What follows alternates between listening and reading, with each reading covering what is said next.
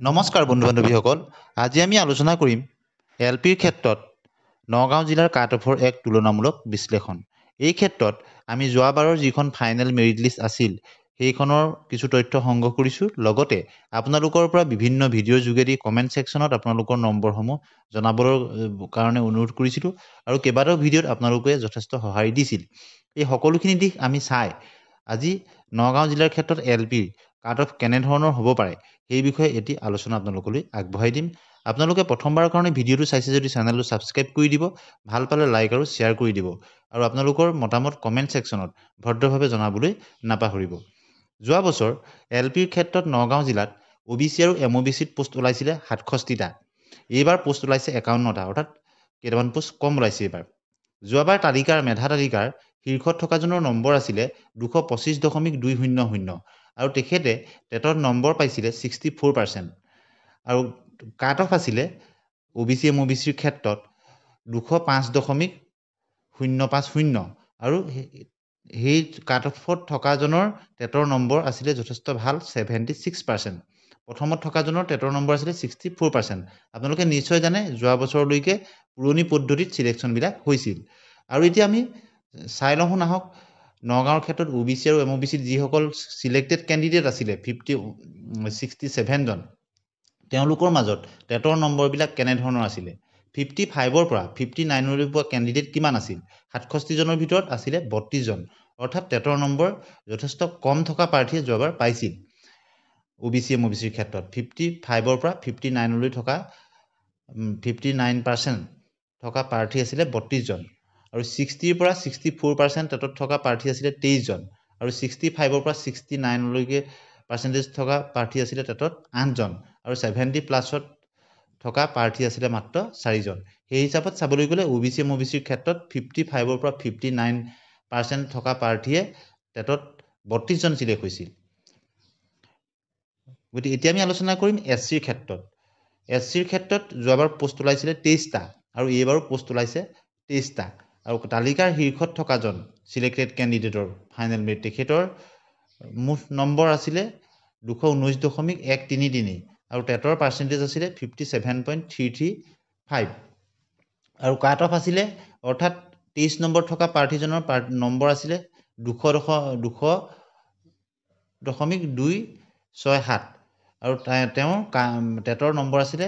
56.667 আৰু এছচিৰ ক্ষেত্ৰত 55ৰ পৰা 59লৈকে পোৱা প্ৰাৰ্থী আছিলে চিলেক্টেড 23 জনৰ ভিতৰত 7 জন 60ৰ পৰা 64লৈকে থকা প্ৰাৰ্থী পাৰ্চেণ্টেজ থকা প্ৰাৰ্থী আছিলে 7 জন আৰু 65ৰ পৰা 69% থকা টেটত প্ৰাৰ্থী আছিলে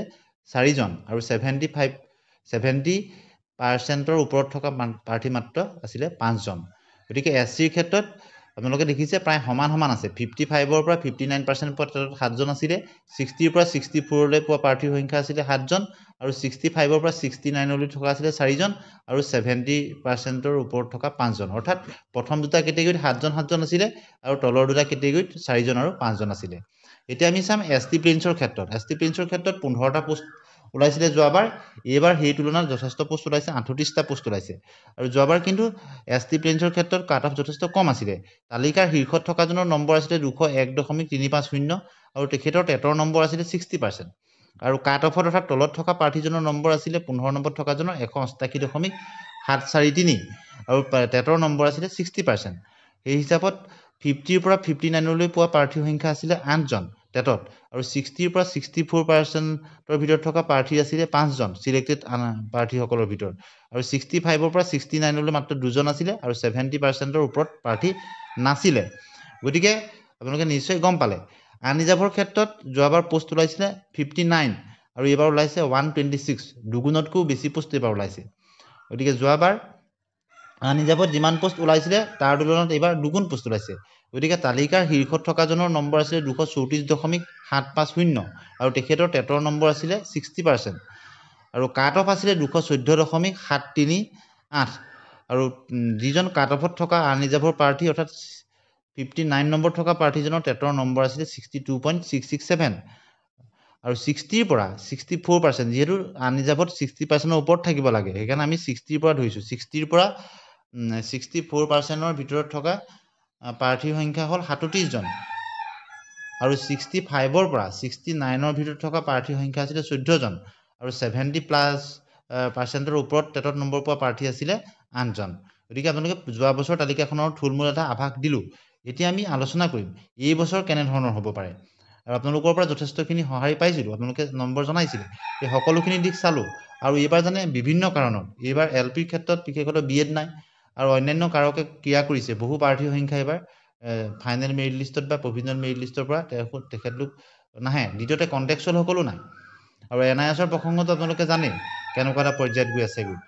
গতিকে এই সকলোখিনি দিশ চালি জাৰি চাই আমি এই বছৰ আৰু আপোনালোকৰ পৰা পোৱা কমেণ্টসমূহৰ ওপৰত ভিত্তি কৰি আপোনালোকৰ নম্বৰসমূহ চাই আমি এটা কথা সিদ্ধান্ত কৰিব পাৰোঁ বা এটা কথাত আমি উপনীত হ'ব পাৰোঁ যে যোৱা বছৰৰ তুলনাত কিন্তু এইবাৰ কাট অফ কমিব কাট অফ কমাৰ আৰু এটা কাৰণ আছে যিহেতু কেইবাটাও নিযুক্তি হৈ গৈছে ভাল নম্বৰ থকাসকলে ইতিমধ্যে পাইছে আৰু কণ্টেক্সুৱেলসকলক যিহেতু ৰেগুলাৰাইজ কৰা হৈছে তেওঁলোক ইয়াত নাহে আৰু BEd থকাখিনি নাই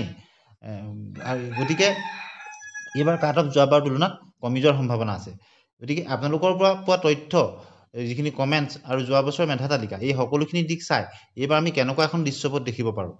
টি টাইপছৰ ক্ষেত্ৰত এইবাৰ পোষ্ট ওলাইছে 20টা টি টাইপছৰ ক্ষেত্ৰত জানি এইবাৰ সমগ্ৰ অসমতে যথেষ্ট পোষ্ট ওলাইছে টি টাইপছৰ ক্ষেত্ৰত 264টা পোষ্ট ওলাইছে আৰু সকলো জিলাতে পোষ্ট ওলাইছে গতিকে নগাঁও জিলাতো 20টা পোষ্ট ওলাইছে সেই তুলনাত উজনি মধ্য আৰু নামনি টি টাইপছৰ কিন্তু টেট উত্তীৰ্ণ প্ৰাৰ্থীৰ সংখ্যা সিমান বেছি নহয় গতিকে টি টাইপছৰ ক্ষেত্ৰত কাট অফ সকলো জিলাতেই কম হ'ব কিন্তু নগাঁৱৰ ক্ষেত্ৰতো আমি 55.5ৰ ওপৰত থকা বা 55.5ৰ পৰা 56 মানৰ ভিতৰত থকা প্ৰাৰ্থীসকল তেওঁলোক কিন্তু আহি যোৱাৰ পূৰ্ণ সম্ভাৱনা আছে ঠিক একেদৰে PWD কেণ্ডিডেটৰ ক্ষেত্ৰতো 19টা পোষ্ট ওলাইছে PWDৰ ক্ষেত্ৰতো সমগ্ৰ অসমত 245টা পোষ্ট ওলাইছে অন্য কেটেগৰীবিলাকৰ তুলনাত যথেষ্ট পোষ্ট ওলাইছে গতিকে PWD কেণ্ডিডেটবিলাকৰ অন্য এটা কথা হ'ল যে ফাইনেল মেৰিট লিষ্টত তেওঁলোকৰ অহাৰ আগতে তেওঁলোকৰ পুনৰ মেডিকেল চেক হয় মেডিকেলত তাতো বহুখিনি প্ৰাৰ্থী বাদ পৰি যায় তেওঁলোকৰ যিহেতু ডিজেবিলিটি বহুখিনি ক্ৰাইটেৰিয়া থাকে তাত যদি তেওঁলোকৰ অলপ ইফাল সিফাল হয় তেওঁলোক বাদ পৰি যায় গতিকে অৰ্থনৈতিক যিসকলৰ চাৰ্টিফিকেট গণ্য হয় তেওঁলোককে চিলেকশ্যনত আনে সেই হিচাপত চাবলৈ গ'লে PWD 19টা পোষ্টটো কম নহয় গতিকে এই ক্ষেত্ৰত PWD টো আমি 56.5 পৰা 57ৰ ভিতৰতে থাকিব 57লৈ নাযাবগৈ 56.5 এনেধৰণতে থকাৰ সম্ভাৱনা আছে এতিয়া চাম ST হিলছৰ ক্ষেত্ৰত সমগ্ৰ অসমতে 266টা বহুত পোষ্ট ওলাইছে গতিকে ST হিলছৰ ক্ষেত্ৰত কেণ্ডিডেটে কমি যায়গৈ আৰু প্ৰায়বিলাক জিলাতেই ওলাইছে সকলো জিলাতেই ST হিলছৰ পোষ্ট ওলাইছে কোনোখন জিলাত নোলোৱাকৈ থকা নাই আছামিজ মিডিয়ামৰ ক্ষেত্ৰত যি 17খন জিলা আছে গতিকে ST হিলছৰ ক্ষেত্ৰত কাট অফ যথেষ্ট কম হ'ব অৰ্থাৎ 54+ থকা প্ৰাৰ্থীসকলে পোৱাৰ পূৰ্ণ সম্ভাৱনা আছে ST প্লেইনছৰ ক্ষেত্ৰত 21টা পোষ্ট ওলাইছে ST প্লেইনছৰ ক্ষেত্ৰত কিন্তু 277টা পোষ্ট ওলাইছে সমগ্ৰ অসমতে আৰু ST প্লেইনছৰ ক্ষেত্ৰত নগাঁৱৰ ক্ষেত্ৰত আপোনালোকে যোৱাবাৰৰ তুলনাত কেনেধৰণৰ আছিলে দেখিছে গতিকে এইবাৰ যোৱা বছৰ কাট অফ এই বছৰ আপোনালোকৰ পৰা কমেণ্টছ এই সকলোখিনি দিশ চাই ST প্লেইনছৰ কাট অফ কেনেধৰণৰ হ'ব পাৰে বিল' 57 হ'ব কিন্তু 56.5+ থকাৰ সম্ভাৱনা আছে কিন্তু বিল' 57 অৰ্থাৎ পইণ্টতে ইফাল সিফাল হ'ব খুব বেছি হ'লে 57 মানলৈকে যাব পাৰে কিন্তু তাৰ তলত থকাৰে পূৰ্ণ সম্ভাৱনা আছে অৰ্থাৎ 56.5+ থকাসকলে পোৱাৰ পূৰ্ণ সম্ভাৱনা আছে বুলি আমি ক'ব পাৰোঁ এতিয়া আমি আলোচনা কৰিম SCৰ ক্ষেত্ৰত আপোনালোকে চাব 248টা পোষ্ট আছে সমগ্ৰ অসমতে গতিকে SCৰ কেণ্ডিডেট কিন্তু যথেষ্ট বেছি আছে সেই হিচাপতো প্ৰায়খিনি কেণ্ডিডেট পাইছে তথাপিতো প্ৰাৰ্থীৰ সংখ্যা বেছি সেই তুলনাত আপোনালোকে যদি চাই ST হিলছৰ ক্ষেত্ৰতে 266টা আছে আৰু PWD ক্ষেত্ৰত 245টা আছে আৰু টি টাইপছৰ ক্ষেত্ৰত 264টা আছে তাৰ তুলনাত কিন্তু SCৰ কেণ্ডিডেটৰ সংখ্যা বেছি আৰু পোষ্টৰ সংখ্যা কম সেই হিচাপত নগাঁৱত ওলাইছে পোষ্ট 23টা গতিকে 23টা পোষ্টটো কম বুলি আমি ধৰিব নোৱাৰোঁ গতিকে নগাঁৱৰ ক্ষেত্ৰত কাট অফ 57+ থকাৰ সম্ভাৱনা আছে গতিকে SCৰ ক্ষেত্ৰতো 57ৰ ওপৰত থাকিব লাগিব বা 57 মানলৈকে নমাৰ সম্ভাৱনা আছে এতিয়া আমি আলোচনা কৰিম OBC আৰু MOBCৰ ক্ষেত্ৰত MOBCৰ ক্ষেত্ৰত সমগ্ৰ অসমত 484টা পোষ্ট ওলাইছে